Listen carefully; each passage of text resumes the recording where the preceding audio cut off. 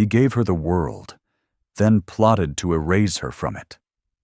A pregnant Asian American artist overhears her powerful CEO husband plotting to discard her and their unborn son with his mistress.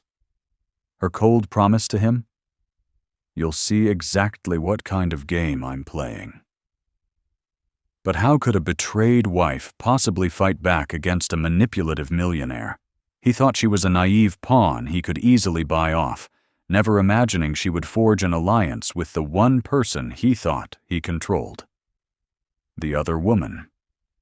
Could these two rivals truly dismantle his entire empire from the inside? Before we begin, let us know what city or country you're watching from in the comments below. The scent of brewing Kenyan coffee and fresh croissants filled the penthouse apartment on Fifth Avenue. Sunlight, crisp and golden, streamed through the floor-to-ceiling windows, casting long shadows across the minimalist white marble floors. From this vantage point, Central Park was a sprawling tapestry of autumn colors, crimson, gold, and amber, a breathtaking masterpiece laid out just for them. Ava Chen Sterling ran a hand over her swollen belly, a soft, maternal smile playing on her lips. At 28, she was living a life that felt like a beautifully written script. She had met Ethan Sterling 3 years ago at a charity gala. He was the city's most eligible bachelor, heir to the multi-billion-dollar Sterling Industries, with a smile that could disarm armies and eyes the color of a summer sky. She was a budding gallery curator, with a passion for uncovering obscure artists and a heart that was perhaps a little too open, a little too trusting. He had pursued her with a charming, relentless determination that left her breathless. He hadn't cared that she came from a modest background in Queens, the daughter of immigrant parents who ran a small bakery. He said he loved her authenticity, her kindness, her quiet strength. He called her his anchor in a world of superficiality and corporate sharks. And now they were expecting a son. Their son. Morning, beautiful. Ethan's voice, smooth as single malt scotch, came from behind her. He wrapped his strong arms around her, his hands coming to rest protectively over hers on her stomach. He nuzzled his face into her hair, inhaling deeply. You and our little man are glowing today. Ava leaned back into his embrace, a wave of pure contentment washing over her. This was real. This love. This life. This baby kicking gently beneath her heart. We were just admiring the view, she murmured, and waiting for croissants. He chuckled, his chest vibrating against her back.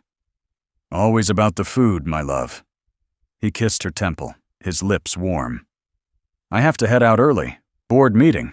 Old man Sterling is breathing down my neck about the new merger with Rossi Corp. He moved to the espresso machine, his movements fluid and confident in his custom-tailored Tom Ford suit. At 32, Ethan Sterling was the very picture of success. But lately, Ava had noticed a faint shadow of strain behind his perfect smile. The Rossi Corp merger, a massive deal that would solidify Sterling Industries' dominance in the tech sector, was clearly taking its toll. He was more distracted, his nights longer, his phone buzzing at all hours. Is everything okay with the deal? She asked, turning to face him. Just business, Ava, he said, a little too quickly. He handed her a cup of decaf coffee. The usual posturing and power plays. Nothing for you to worry that pretty head about. You just focus on staying relaxed and growing our heir. He winked, but the comment, meant to be endearing, pricked at a familiar insecurity. He often treated her like a precious, fragile doll to be protected from the harsh realities of his world. She loved his protective nature, but sometimes she yearned to be seen as a partner, not just a beautiful appendage to his life. She had given up her job at the gallery at his insistence so she could have a stress-free pregnancy. Now her days were filled with yoga, prenatal appointments, and decorating the nursery, a life of luxurious, suffocating ease. I'll call you after my meeting, he said, gulping down his espresso. He gave her a swift, almost perfunctory kiss. Love you. I love you too, she called after his retreating form. The heavy door of the penthouse clicked shut, leaving her alone in the vast, silent space. The silence seemed to stretch on for hours. Ava busied herself arranging the new shipment of baby clothes, tiny cashmere sweaters, and impossibly small shoes. She called her mother, recounting Ethan's latest sweet gesture, painting the picture of a perfect marriage, because to admit to the tiny hairline cracks would be to admit her own fears. Around 2 p.m. her phone rang. It was Ethan. "Hey, love," she answered, her voice brightening instantly. "How did the meeting go?" "Still in it." He sounded rushed, distracted. "Listen, I'm stepping out for a second. Things are intense. I just wanted to hear your voice." Her heart swelled. Even in the middle of a billion-dollar negotiation, he thought of her. "I'm always here for you, Ethan. You've got this." "I know. You're my rock, Ava. You know that, right?" "I know," she whispered, a tear of happiness welling in her eye. "Okay, gotta go. Talk soon. Love you." "Love you too." She heard a click. But it wasn't the decisive finality of a call ending. It was a softer sound, the sound of a phone being placed on a hard surface, perhaps a conference table or a desk. The line was still open. He must have locked his phone by mistake, thinking he'd hung up. A small, amused smile touched her lips. She could just imagine him, flustered and striding back into the boardroom. She was about to hang up when she heard his voice again, but this time the tone was completely different. It was stripped of the warmth and affection he used with her. This voice was low, intimate, and laced with a weariness that startled her. "The things I have to say to keep her calm," he sighed. Ava froze, the phone pressed hard against her ear. Her blood ran cold. Her?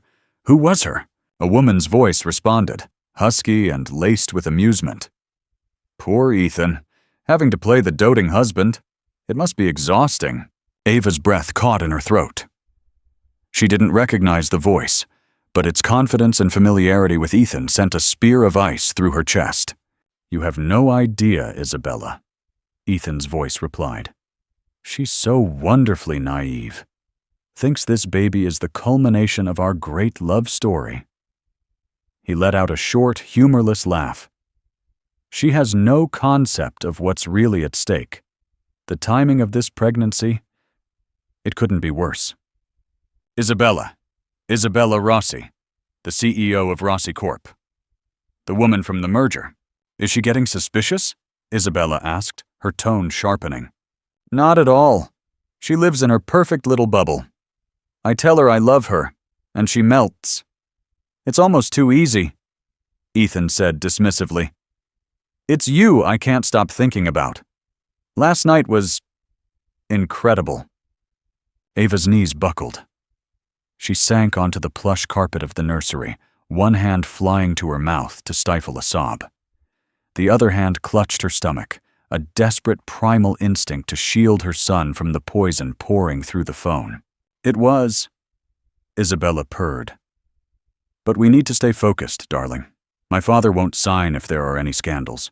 Your marriage, your pregnant wife, it's the perfect cover. The wholesome family man, the stable heir. It's what's selling this deal to my board." I know. Ethan sounded impatient now. "And we're so close. Once the ink is dry, once I have full control, I can start to untangle things. I can finally be with you. Properly." "And Ava?" Isabella's voice was like a shard of glass. "What happens to the sweet, naive wife and her heir?" Ava held her breath, her heart hammering against her ribs like a trapped bird. The silence on the other end of the line stretched for an eternity. Then came Ethan's answer, a sentence that would be burned into her memory for the rest of her life, a sentence that took her beautiful, gilded world and smashed it into a million unrecognizable pieces. "She'll be well taken care of," he said, his voice cold and clinical, as if discussing a line item on a budget sheet. "A generous settlement. She'll want for nothing. It's a small price to pay for the rest of our lives, isn't it? For our empire." The line went dead. The true final click echoed in the silent nursery. Ava didn't move. She just sat there, on the floor, surrounded by the soft blues and whites of a future that had just been erased. The sunlight that had seemed so warm and golden minutes ago now felt harsh and mocking. The view of the park was no longer beautiful. It was just a distant, indifferent world. She wasn't his anchor. She was his cover. She wasn't his love. She was his strategy. And their son, their precious baby boy, wasn't an heir to a legacy of love. He was a complication, a problem to be untangled with a generous settlement. The first sob that escaped her was a raw, guttural sound of an animal in pain. The perfect script of her life had been a lie, and she, the star of the show, had been the only one who didn't know the lines. Time ceased to have meaning. Ava remained on the nursery floor, the plush rug absorbing the silent, shuddering tremors that racked her body. The phone had fallen from her grasp, lying face down on the carpet like a tiny black tombstone marking the death of her marriage. Each beat of her heart was a dull, painful thud against her ribs. The words echoed, replaying in a torturous loop inside her head. The things I have to say to keep her calm. So wonderfully naive. The timing of this pregnancy, it couldn't be worse. She'll be well taken care of. A generous settlement. A small price to pay for the rest of our lives. For our empire. Empire. Their empire. His and Isabella's. The nausea that rose in her had nothing to do with her pregnancy. It was the acrid taste of betrayal, so potent it felt like it was corroding her from the inside out. Every memory of the past 3 years flashed before her eyes, now tainted and grotesque. Every I love you, every tender touch, every shared laugh was a lie. A performance. A carefully constructed illusion designed to lull her into a state of blissful ignorance while he built a different future with another woman. He hadn't pursued her for her authenticity. He had pursued her for her malleability.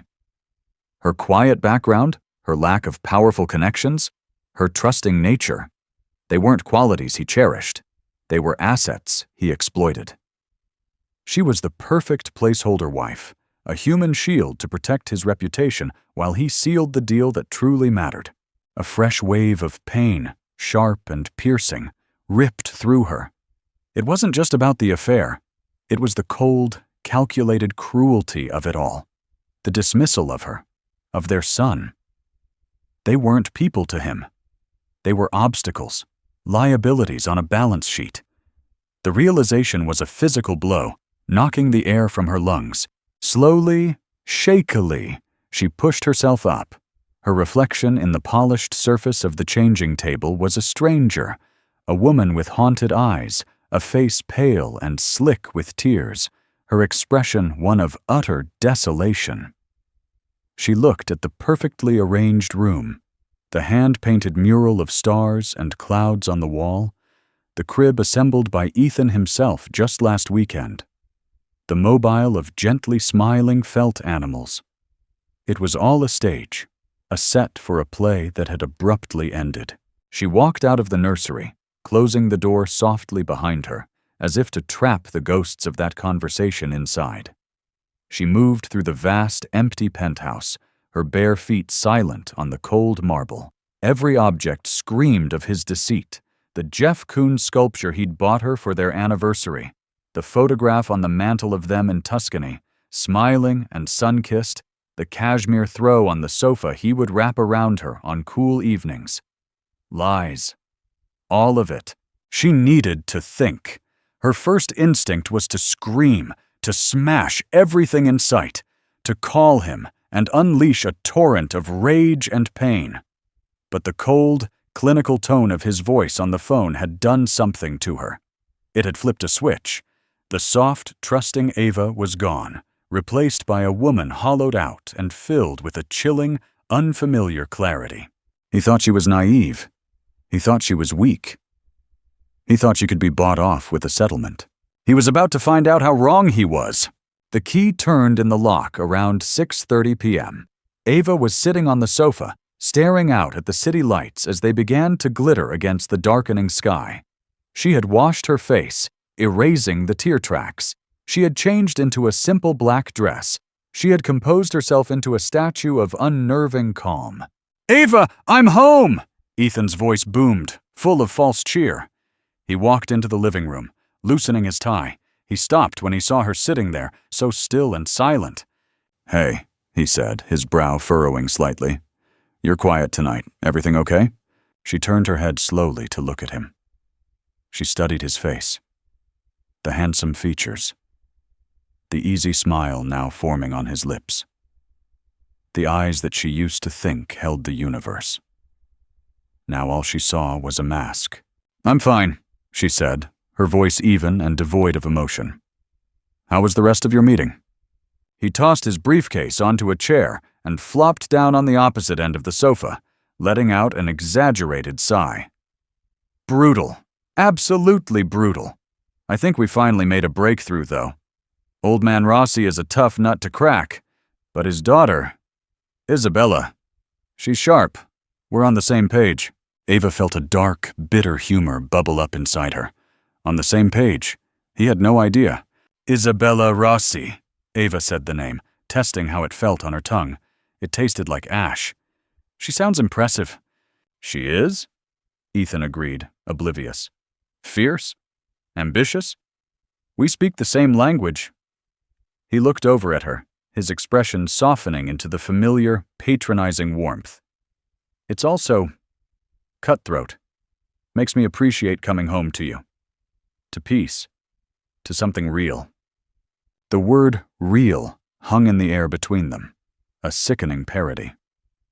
He reached for her hand, but she pulled it away, tucking it under her leg. He frowned. "Ava, what's wrong? You're acting strange. Is it the baby? Are you not feeling well?" "The baby is fine," she said flatly. "Then what is it? Talk to me." This was it. The moment of confrontation. But her planned explosion of rage didn't come. Instead, a cold, precise anger guided her words. She decided to play his game. "You called me this afternoon," she began, her gaze unwavering. "From your meeting." "I did." He nodded, looking pleased with himself. "Just wanted to check in." "You didn't hang up properly, Ethan." The shift in his posture was instantaneous. It was almost imperceptible. A slight stiffening of his shoulders, a flicker in his eyes. But to Ava, whose senses were now hyper-attuned to his deceit, it was a seismic event. The mask was cracking. "What?" he said, forcing a confused laugh. "What are you talking about?" "The line stayed open. You put the phone down and I heard you. I heard everything." The color drained from his face. The charming, confident facade crumbled, revealing the panicked, cornered man beneath. He stared at her, his mouth slightly agape. For the first time since she'd met him, Ethan Sterling was speechless. "I heard you talking to Isabella," she continued, her voice gaining strength with every word of truth. "I heard you call me naive. I heard you complain about the timing of our son's birth. I heard you talk about last night with her." Each sentence was a physical blow. He flinched, his eyes darting around the room as if searching for an escape route. "Ava, listen. You don't understand," he stammered, holding up his hands. "It's not what you think. It's complicated." "Oh, it's not complicated at all," she shot back, a spark of fire finally igniting in her voice. "It's actually very simple. You've been lying to me. You've been sleeping with your business partner. Our marriage, our life, our child. It's all just a cover for you. A strategy to close your precious deal." "No, that's not true. I love you," he insisted, his voice raspy with desperation. He moved towards her, but she shot up from the sofa, putting distance between them. "Don't you dare say that to me!" she hissed, her composure finally breaking. The pain was too immense to hold back any longer. "Don't you dare! I heard you, Ethan. I heard what you have planned for me. A generous settlement? You think you can just pay me off? Write a check and discard me and your son like some inconvenient business expense?" "Ava, please. You're pregnant. You're emotional. You're twisting things," he pleaded, resorting to the oldest trick in the gaslighter's handbook. But it didn't work. Not anymore. "Don't you dare blame this on my pregnancy," she said, her voice dropping to a dangerously low level. "My pregnancy is the only real thing in this entire sham of a life. The only thing you haven't managed to taint. But you tried." She walked towards the bedroom, her movements stiff and robotic. He followed her, still babbling excuses and apologies. "We can fix this, Ava. I'll end it with her. It meant nothing. It was just for the deal. I swear." She turned at the bedroom door and gave him a look of such profound pity and contempt that it stopped him in his tracks. "The most pathetic part, Ethan," she said softly, "is that I think you actually believe that. You've lied so much. You don't even know what the truth is anymore. But I do. I heard it today, loud and clear." She closed the bedroom door in his face and locked it. Leaning against the cool wood, she finally allowed the tears to fall again, hot and furious. They weren't the tears of a victim anymore. They were tears of rage, of grief, of a woman who had just seen the man she loved for who he truly was, a hollow coward. Outside the door, his desperate banging and pleading were just meaningless noise. The man she had married was gone. In his place was a stranger, and she would never, ever let that stranger touch her or her son again. The sanctuary of the master bedroom felt more like a prison cell. Ethan's frantic apologies and desperate pleas eventually subsided, replaced by a heavy, defeated silence that seeped under the door. Ava knew he was still out there, waiting, plotting his next move, formulating a new set of lies. She didn't sleep. She sat in an armchair by the window, watching the endless stream of headlights on the street below, each one a life moving forward while hers had come to a dead stop. The rage that had fueled her confrontation had cooled, leaving behind a deep, aching void. Her thoughts, however, were surprisingly clear. She couldn't stay here. Not one more night. This penthouse, once her dream home, was now a monument to his betrayal. Every surface felt contaminated by his lies. Her mind raced, sorting through the logistics of escape. She had money in her personal account, a generous allowance from Ethan that she'd barely touched, preferring to use her own savings from her curator days. It was a bitter irony that his money would now fund her departure. Where would she go?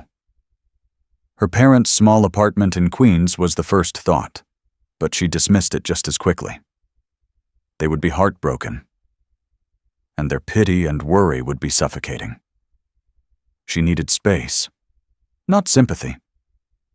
She needed to breathe air that wasn't thick with the past. Then a name surfaced from the fog of her grief. Maya. Maya Singh, her best friend from college. A fierce, no-nonsense human rights lawyer who had never been impressed by Ethan's wealth or charm. "He's too smooth, Ava," Maya had warned her once, years ago. "Nobody is that perfect." Ava had dismissed it as cynicism. Now, Maya's words felt prophetic. Her hands trembled as she picked up her phone and found Maya's number. It was past midnight, but she knew Maya would answer. "Ava, it's the middle of the night. Is everything okay? Is it the baby?" Maya's voice was instantly alert, sharp with concern. The dam broke. Ava's carefully constructed composure crumbled, and a choked sob escaped her lips. "Maya," she whispered, her voice cracking. Ethan. It's all a lie." In a torrent of broken sentences and ragged breaths, she recounted everything. The phone call, the conversation with Isabella, the confrontation. She didn't spare a single ugly detail. Maya listened patiently on the other end, her silence a comforting presence. There was no "I told you so," no judgment. No. When Ava finished, her voice raw, Maya's response was immediate and practical. "Where are you right now?" "In the bedroom. I locked the door." "Is he there?" "I think so. He's been quiet for a while." "Okay. Listen to me, Ava. Pack a bag. Just the essentials. Your wallet, your ID, any personal documents you have. Comfortable clothes, don't take the jewelry, don't take anything he gave you. Can you do that?" "Yes." Ava said, the simple instructions grounding her. "I'm booking a car. It will be on the corner of your block, near the coffee shop on Madison, in 45 minutes. The driver's name is Hector. He'll be in a black Lincoln. Can you get out of the building without him seeing you?" Ava's mind went to the service elevator at the end of the hall, the one the staff used. Ethan wouldn't think to watch it. "Yes, I can." "Good. Send me a picture of yourself before you leave the apartment so I know what you're wearing. Text me the second you're in the car. Don't answer his calls, don't look back, just get out. I'll see you soon." The call ended, and Ava felt a surge of purpose. Maya's clear-headed plan was a lifeline in her sea of chaos.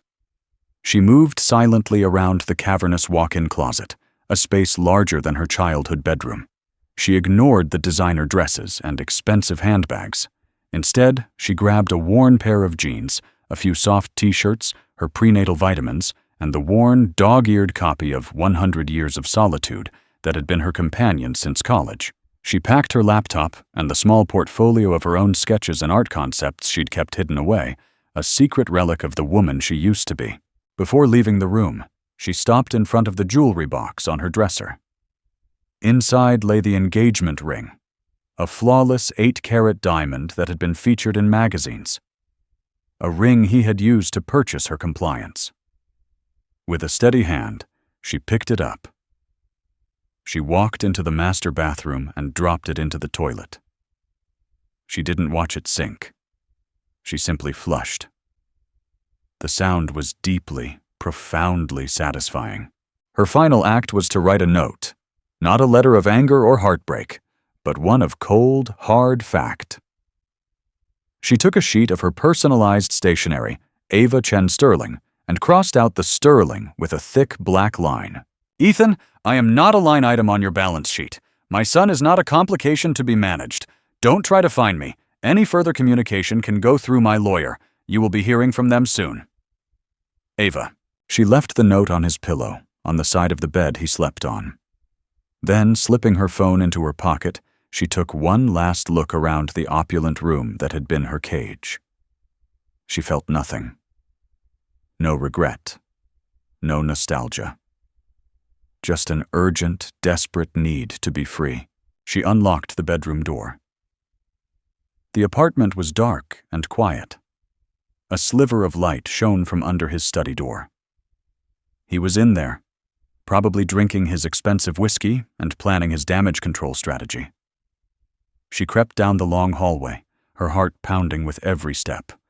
The silence was taut, ready to snap.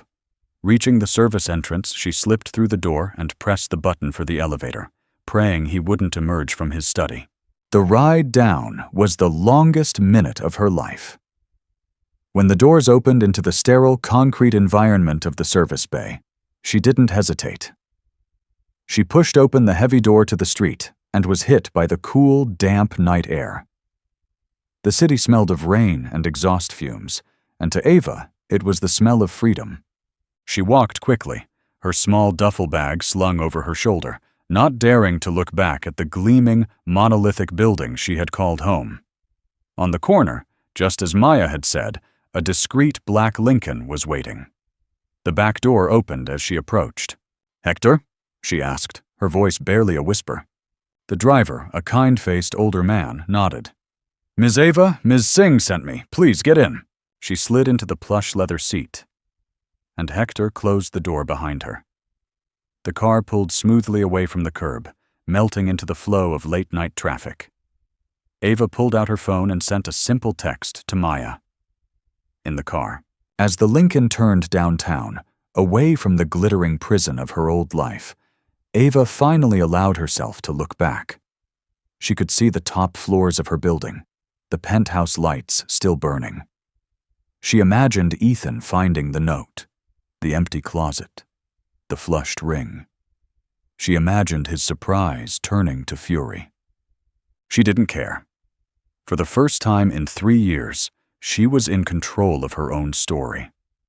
She was 7 months pregnant, homeless, and her future was a terrifying blank page. But it was her page, and as the car sped towards a new, unknown beginning, Ava placed a hand on her belly and felt not fear, but a flicker of something she hadn't felt in a very long time. Hope. Maya's apartment in Greenwich Village was a world away from the sterile opulence of Fifth Avenue. It was a cozy, chaotic space filled with overflowing bookshelves, stacks of legal briefs, and vibrant textiles from her travels. It smelled of ink, old paper, and strong coffee. It smelled like home. Maya, a whirlwind of energy with dark, intelligent eyes, enveloped Ava in a hug the moment she walked through the door. "You're safe now," she said, her voice fierce and protective. The next few weeks passed in a blur of grief and reinvention. There were days Ava could barely get out of bed, the weight of Ethan's betrayal a physical pressure on her chest. The baby would kick, and she would weep, mourning the family she thought he would have. But Maya was a rock. She didn't coddle Ava. She empowered her. She filled the fridge with healthy food, dragged her on walks through Washington Square Park, and hired a shark of a divorce lawyer named Cassandra Vale, a woman who looked at the details of the sterling prenuptial agreement with a predatory grin. "The infidelity clause is ironclad," Cassandra had said, her voice sharp as a razor. "But he thinks he can control the narrative, paint you as unstable. We need proof of the affair. Concrete proof." Ethan, true to form, had tried to reach her. First came the flood of texts and voicemails, a mix of desperate apologies and furious demands. Then came the emails from his lawyers, couched in condescending legal jargon, offering the generous settlement he had promised his mistress. Ava directed them all to Cassandra and blocked his number. She was building a wall around her new life, brick by brick. The most healing part of her new existence was rediscovering the woman she'd been before Ethan. In a corner of Maya's living room, she set up a small easel.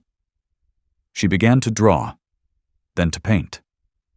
At first, her canvases were filled with dark, tumultuous colors, abstract expressions of her pain and anger. But slowly, a new theme emerged.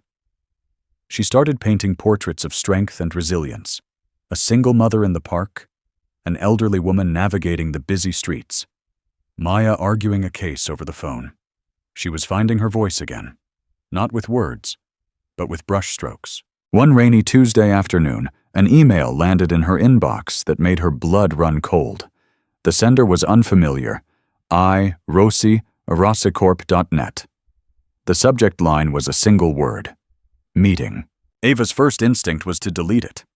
Isabella Rossi, the other woman, the co-conspirator in her life's destruction. What could she possibly want? The body of the email was brief and to the point. "Ms. Chen, I know you have no reason to trust me, but I believe we have a mutual interest in the truth. Ethan is not the man either of us thought he was. There is more to this than his infidelity. I will be at the Blue Note Cafe on W 3rd Street tomorrow at 3 p.m. I urge you to come. Alone." Ava stared at the message, her mind racing. A trap? A trick? An attempt by Ethan to get to her through his mistress? It seemed plausible. But there was something in the terse, direct tone of the email that felt different. "Ethan is not the man either of us thought he was." That line snagged her attention. What did it mean? She showed the email to Maya, who was immediately suspicious. "Don't go, Ava, it's a setup. He's using her to manipulate you." "Maybe," Ava conceded, chewing on her lower lip. "But Cassandra needs proof of the affair. If I can get her to admit it, on tape." "It's too risky," Maya insisted. "You're pregnant. You need to protect yourself." "I know," Ava said, her hand instinctively going to her belly. "But Maya, I can't just hide forever. He called me naive, weak. He thinks he can manage me. Showing up to this meeting, it doesn't feel weak. It feels like taking back some control." The next day, Ava walked into the Blue Note Cafe with a tiny recording device hidden in her purse and her heart pounding a nervous rhythm against her ribs. The cafe was quiet, smelling of coffee beans and old wood. In a discreet booth at the back sat Isabella Rossi. In person, She was even more striking than the photos Ava had seen online. She was tall and impeccably dressed in a sharp blazer, with dark hair pulled back into a severe chignon. Her face was angular and intelligent, but her eyes, when they met Ava's, held a surprising weariness. There was none of the triumphant gloating Ava had expected. "Thank you for coming," Isabella said, her voice the same husky tone from the phone call. Ava sat down opposite her, placing her purse on the table between them.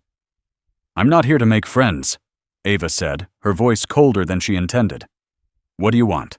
Isabella didn't flinch. She slid a manila folder across the table. "I want to show you what you're really up against." Ava hesitated, then opened the folder. Inside were not love letters or scandalous photos, but pages of financial documents, internal memos from Sterling Industries, and encrypted email chains. "I don't understand," Ava said, looking up from a complex spreadsheet.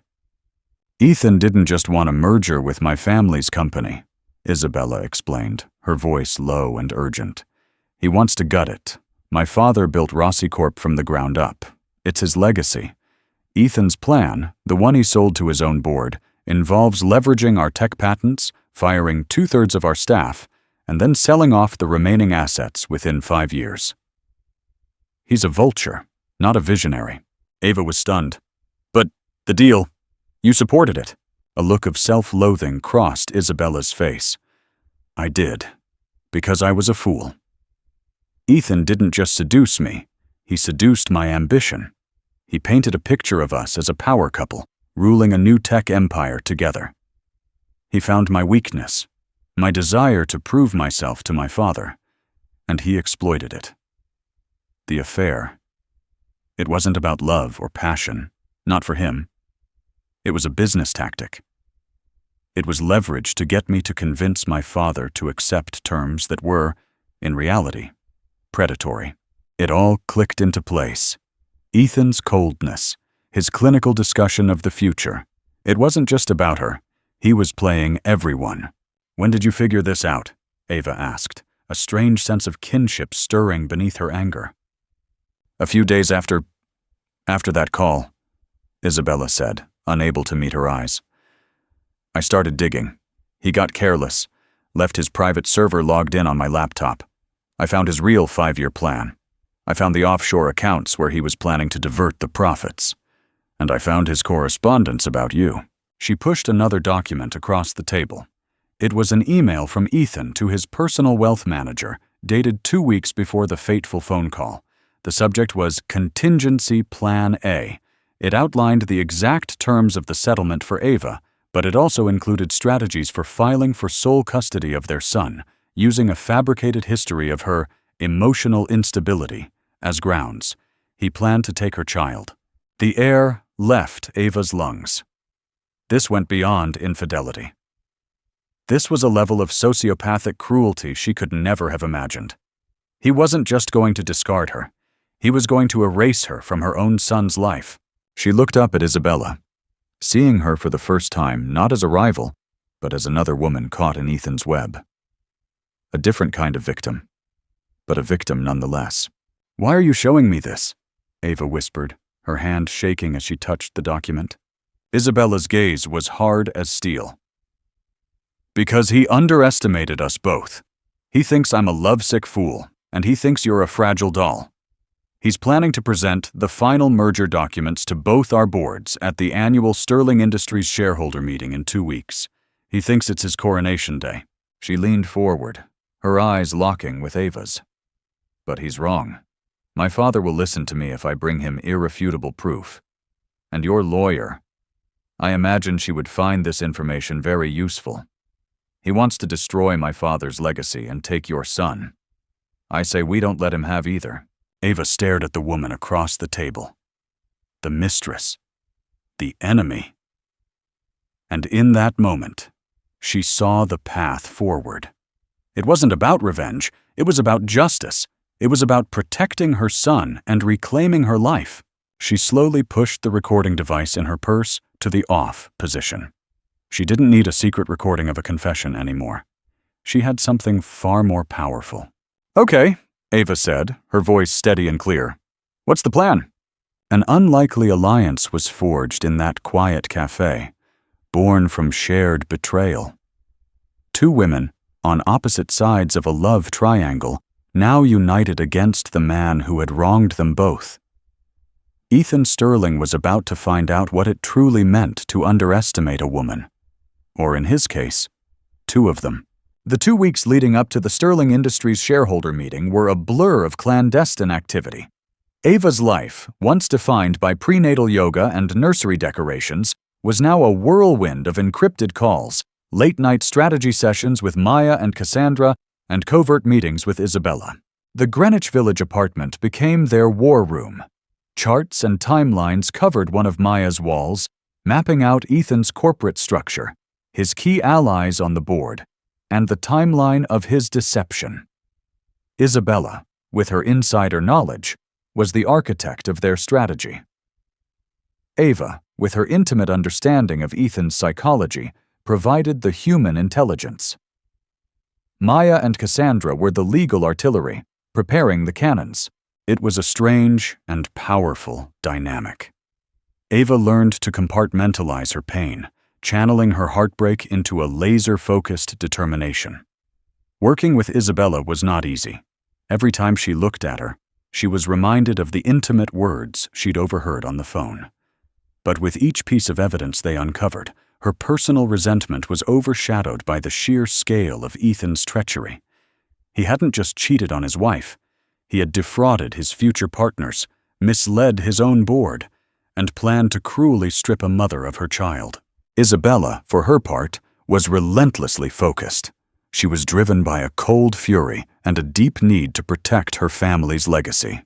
She provided Ava and Cassandra with a treasure trove of evidence: Ethan's hidden 5-year plan, the details of the offshore accounts, and damning email exchanges between him and a notoriously ruthless corporate raider, a man named Liam O'Connell, who was clearly his silent partner in the scheme.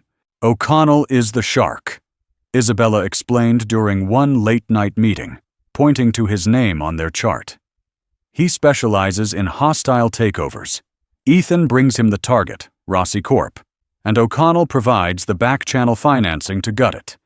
They both stand to make a fortune, while Sterling Industries takes all the public-facing risk." Cassandra Vale's eyes gleamed. "This is better than an affair. This is conspiracy to commit corporate fraud. It invalidates entire sections of the prenuptial agreement. It gives us leverage I never dreamed of."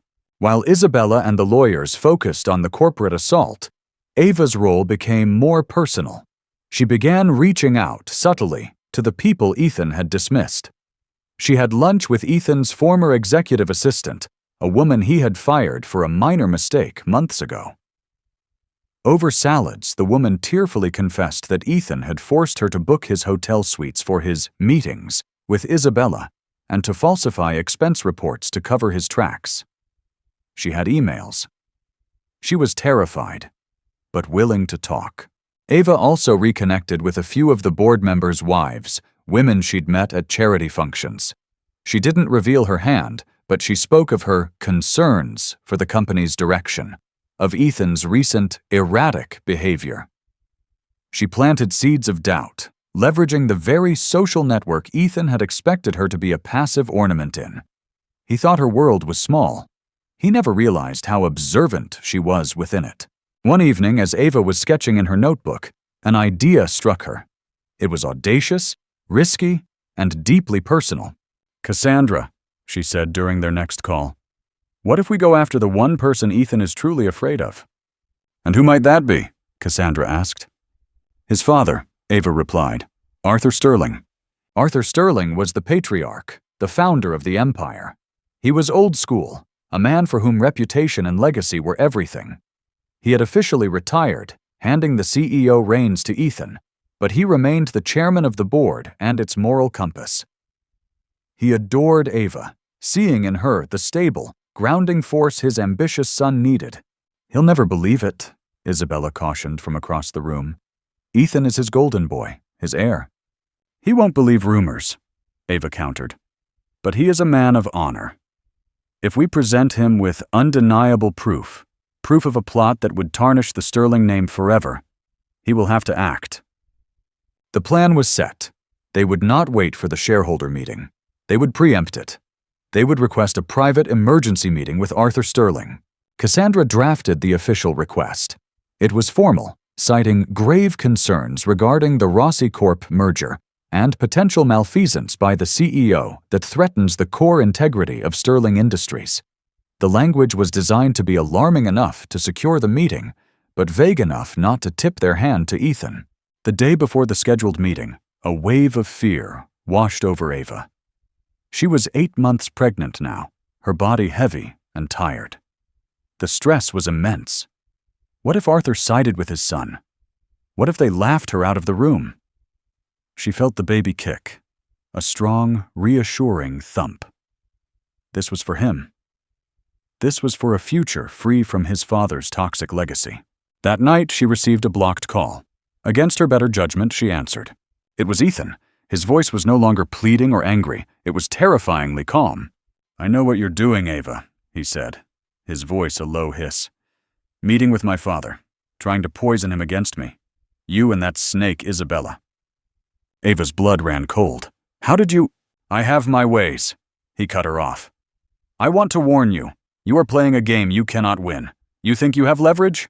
I will bury you. I will prove you're an unfit mother. I will take our son, and you will never see him again.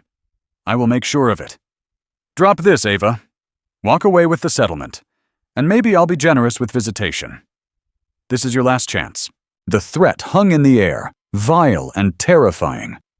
But hearing it, so bald and cruel, something inside Ava solidified. The last vestiges of the woman who had loved him, who had mourned him, vanished. All that was left was a mother protecting her child. "I'll see you at the board meeting, Ethan," she said, her voice as calm as his. "And you'll see exactly what kind of game I'm playing."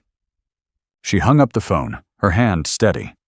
The storm was no longer gathering. It was about to break.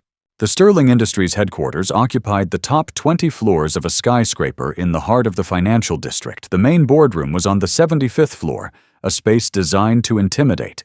It was a cavern of mahogany, chrome, and black leather, with a panoramic view of the city that made the world outside seem small and insignificant. Arthur Sterling sat at the head of the long, polished table. He was a man in his late 60s, with a full head of white hair and eyes that still held the sharp, assessing glint of the titan of industry he was. He looked severe, his expression unreadable. To his right sat a grim-faced Ethan. The other board members, a collection of stony-faced men and women in their 50s and 60s, lined the sides of the table, their folders closed before them. The emergency meeting had been granted. The atmosphere was thick with tension. "Thank you all for coming on such short notice," Arthur began, his voice a low rumble that commanded attention. "My son's fiancée, Ms. Chen, and Miss Rossi of Rossi Corp. have requested this meeting to discuss matters they claim are of urgent importance to the future of this company. I will admit, I find this highly irregular." He fixed his gaze on Ava. "Ms. Chen, the floor is yours." Ava stood, her pregnant belly a prominent, silent statement. She felt 100 pairs of eyes on her, judging, questioning. She saw Ethan watching her, a smug, contemptuous smirk on his lips. He thought this was the desperate, emotional act of a scorned woman. He was about to be corrected. She took a deep breath, her gaze meeting Arthur Sterling's directly. "Thank you, Mr. Sterling, and members of the board," she began, her voice clear and strong, echoing slightly in the silent room. "I know my presence here is unusual. You know me as Ethan's fiancée, the future mother of his son. You see me as a private person, separate from the business of this company.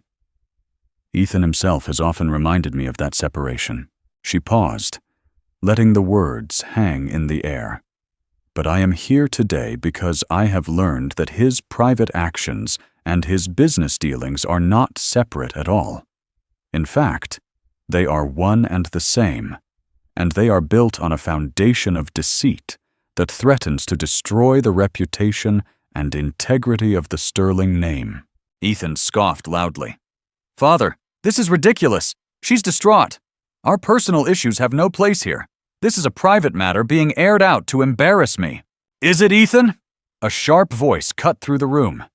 Isabella Rossi stood up, poised and formidable. She held a tablet in her hand. Is your plan to systematically dismantle my family's company and funnel the profits into an offshore account with corporate raider Liam O'Connell a private matter? A shocked murmur went through the room. Ethan's face went pale. That is a slanderous and unfounded accusation, he blustered, rising from his chair. Is it? Isabella said coolly. She tapped her tablet, and the large screen at the end of the boardroom flickered to life. It displayed an email chain. The header was clear. From E. Sterling to L. O'Connell. Subject, Rossi Acquisition. Phase 2, Asset Liquidation. The board members leaned forward, their eyes wide. Isabella calmly narrated as she scrolled through the damning correspondence, the 5-year plan to gut Rossi Corp., the list of assets to be sold, the Cayman Islands account number. This is fabricated, Ethan sputtered, his voice cracking. She's a jilted lover trying to sabotage the deal. Am I? Isabella countered. Then perhaps you can explain this. She switched the screen to show the detailed wire transfer requests to his personal wealth manager, the ones outlining the very settlement he had described on the phone call. And then, the final, most damning document, the custody strategy. Grounds for sole custody, document history of emotional instability, pre- and postpartum, cite lack of familial support, position as a more stable financial and emotional guardian. Ava spoke again, her voice resonating with quiet power. He wasn't just going to leave me. He was going to use the resources of this company to take my son and paint me as an unfit mother, all so he could continue his life, unencumbered, with Ms. Rossi, a partnership he was also deceiving. All eyes turned to Ethan. The smugness was gone, replaced by a wild, cornered panic. He looked at his father, his face pleading. Father, you can't believe this. It's a lie. They're conspiring against me. Arthur Sterling had remained silent throughout the presentation, his face a mask of stone. Now he looked at his son, and for the first time, Ava saw a flicker of profound disappointment in his eyes. He looked less like a chairman and more like a heartbroken father. Is it a lie, Ethan? Arthur asked, his voice dangerously soft. I have a long-standing relationship with the head of forensics at Kroll. It would take them less than an hour to verify the authenticity of these server logs. Shall I make that call? Ethan's composure shattered. The silence in the room was absolute. He looked from his father's stony face to the shocked and disgusted expressions of the board members. He looked at Isabella's cold fury and at Ava's steady, unbroken gaze. He was trapped. Utterly and completely. He sank back into his chair, a broken man. He didn't say another word. Arthur Sterling stood up, his presence filling the room. He looked around the table at his board. It is clear, he said, his voice heavy with authority and sorrow, that my son is no longer fit to lead this company. He has acted without integrity, without honor, and has put the entire future of Sterling Industries at risk with his reckless and fraudulent behavior.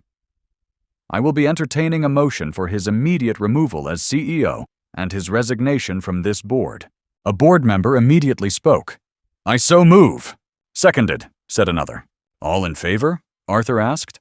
A chorus of ayes filled the room. It was unanimous. In the span of 10 minutes, Ethan Sterling had lost everything. His company, his reputation, his future. Ava didn't feel a sense of triumph. She didn't feel joy. As she watched Ethan being escorted from the room by security, looking like a ghost, she felt a profound and weary sadness. A sadness for the man he could have been, for the love she thought they had, and for the life that had been so cruelly revealed as a lie. She had won. But the victory felt heavy. As she and Isabella shared a brief, silent nod of acknowledgement across the room, Ava knew this wasn't the end. It was the beginning of a much longer, much more difficult journey, building a new life from the ashes of the old one. The downfall of Ethan Sterling was swift and brutal. The story that leaked to the press was a carefully managed version, creative differences, and a new strategic direction. But in the closed circles of New York finance and society, the truth spread like wildfire. Ethan became a pariah overnight. In the aftermath, Ava felt like she was emerging from a long, dark tunnel. Cassandra Vale, armed with the irrefutable evidence of Ethan's fraud and malicious intent, renegotiated everything. The prenup was shredded. The settlement Ava received was not the dismissive payoff Ethan had planned, but a substantial private transfer of assets that ensured she and her son would be secure for life. More importantly, it included a legally binding agreement, signed by a humbled Ethan, relinquishing any future custody claims and agreeing to supervised visitation only, at Ava's sole discretion. She had protected her son. That was the only victory that mattered. Isabella Rossi, having saved her family's company, returned to Italy to help her father restructure and fortify it against future predators. Before she left, she and Ava met one last time for coffee. "I'm sorry, Ava," Isabella said, her gaze direct. "For my part in all of this, I was blinded by ambition. I never considered the human cost." "He played us both, Isabella," Ava replied, a newfound sense of peace settling in her. "We were just pieces on his chessboard. The only thing we can do now is refuse to be pawns in anyone's game ever again." They parted not as friends, but with a hard-won mutual respect. Two women who had briefly been adversaries, then allies, now survivors. Ava did not stay in Maya's apartment. With a portion of her settlement, she bought a beautiful, light-filled brownstone in Brooklyn. It wasn't a penthouse with a view of the park. It was a home with a small, overgrown garden in the back. It had scuffed wooden floors, walls that needed painting, and a large, airy attic room that she immediately claimed as her art studio. She spent the last month of her pregnancy in a flurry of nesting that was entirely her own. She painted the walls, not in nursery blues, but in warm, vibrant colors. She bought second-hand furniture with character and history. She filled the shelves with books and art supplies. She was not recreating a life. She was building one from scratch, with her own two hands. 2 weeks after her due date, on a crisp February morning, Liam Chen was born. He had Ava's dark eyes and a surprisingly strong grip. Holding him in her arms for the first time, Ava felt a love so fierce and overwhelming it eclipsed all the pain that had come before. This was real. This was the great love story. Not the one with the millionaire in the penthouse, but the one with this tiny, perfect human who was hers and hers alone. The following years were a quiet renaissance. Ava poured her heart, her pain, her joy, and her resilience onto her canvases. Her work, once abstract and dark, blossomed. She painted a series titled The Gilded Cage, depicting beautiful, opulent rooms with subtle, unsettling details, a cracked mirror, a distorted reflection, a shadow where there should be none.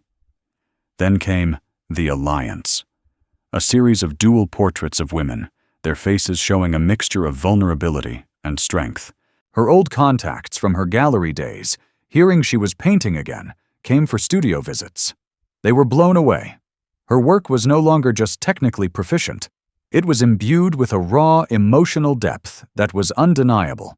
It told a story. Her first solo show, held at a chic Soho gallery, was a resounding success.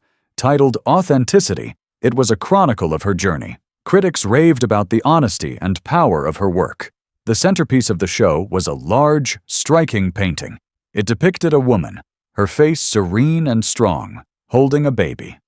The woman's body was subtly traced with golden cracks, like the Japanese art of kintsugi, where broken pottery is repaired with gold lacquer, making it more beautiful for having been broken.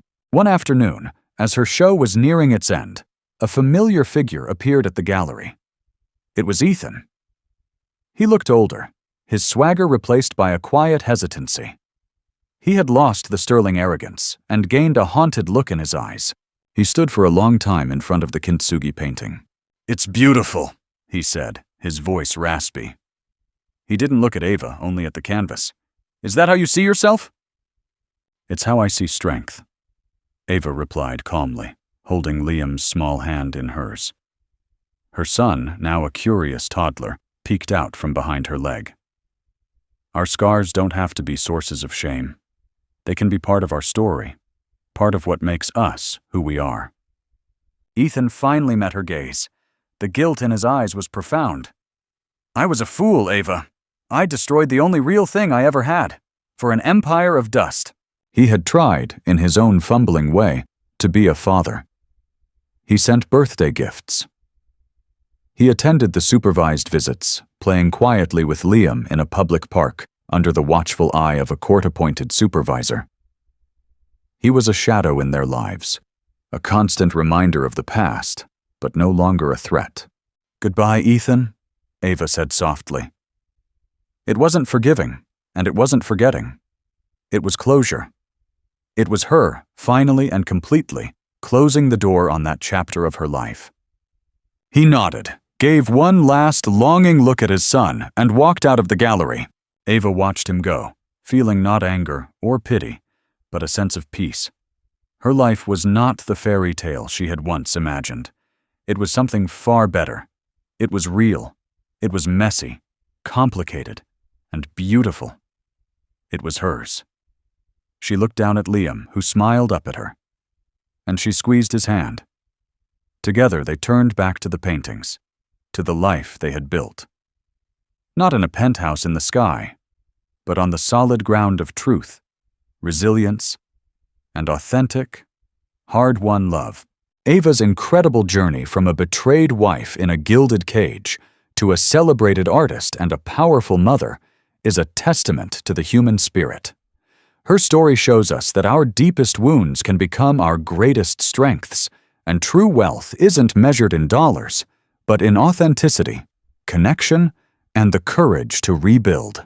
It's a reminder that sometimes losing a life you thought was perfect is the only way to find the one you were truly meant to live. If this story of overcoming betrayal and finding your own voice resonated with you, please give this video a thumbs up. Share it with someone who might need to hear a message of hope and resilience. And don't forget to subscribe to our channel for more powerful, true-to-life stories that touch the heart and inspire the soul. What did you think of Ava's final choice? Let us know in the comments below.